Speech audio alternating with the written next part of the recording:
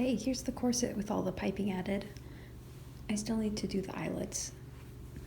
I've bound the top and the armholes, and I still need to do the bottom.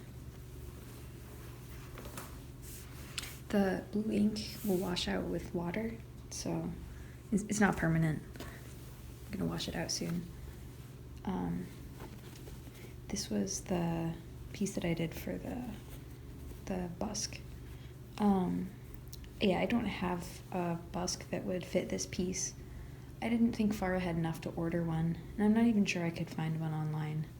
And I don't really have the equipment to make one myself. It's just a narrow piece of wood. I could probably even just use a ruler for it, but that seems doesn't seem right somehow.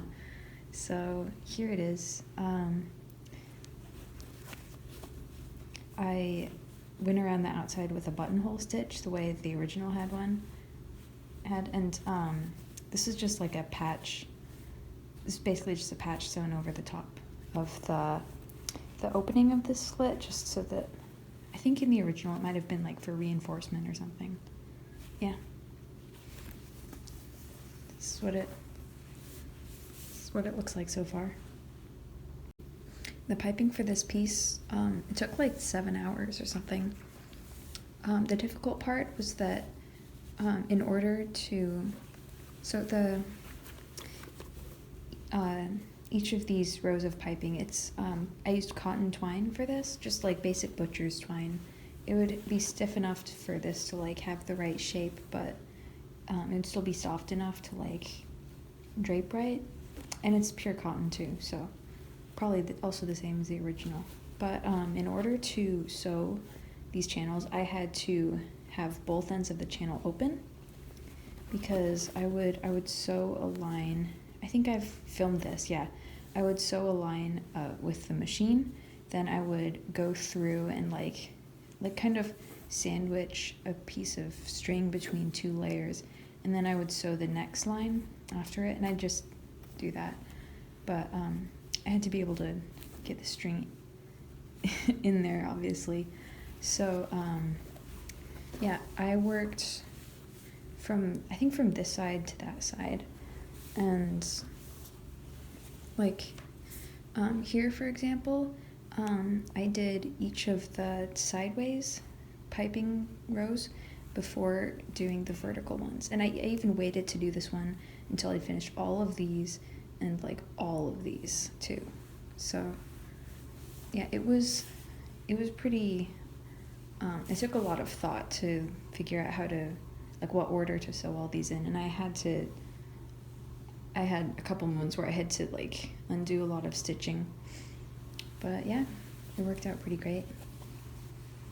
I wanted to record washing this out.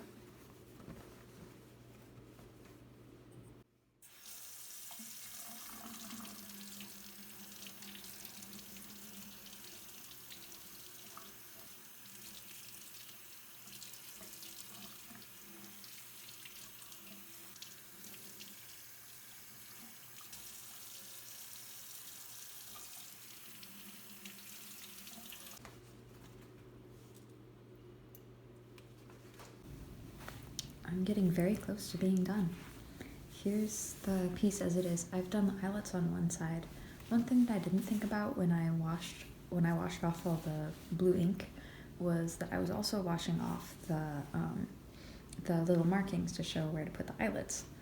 So I had to go back and do that again. And something that's as interesting as it is mildly concerning, I found that the placket for the center back had, like, apparently this has shrunk slightly, like by like an inch or something, since I sewed it.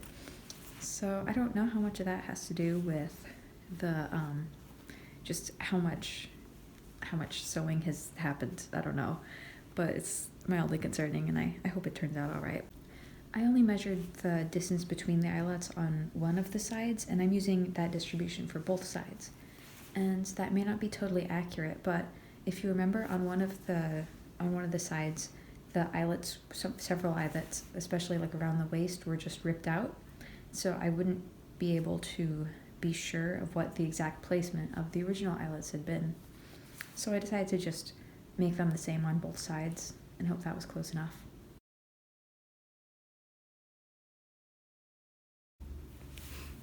Okay, and here they are side by side. I'm really grateful for this opportunity I've had to study this really cool original piece.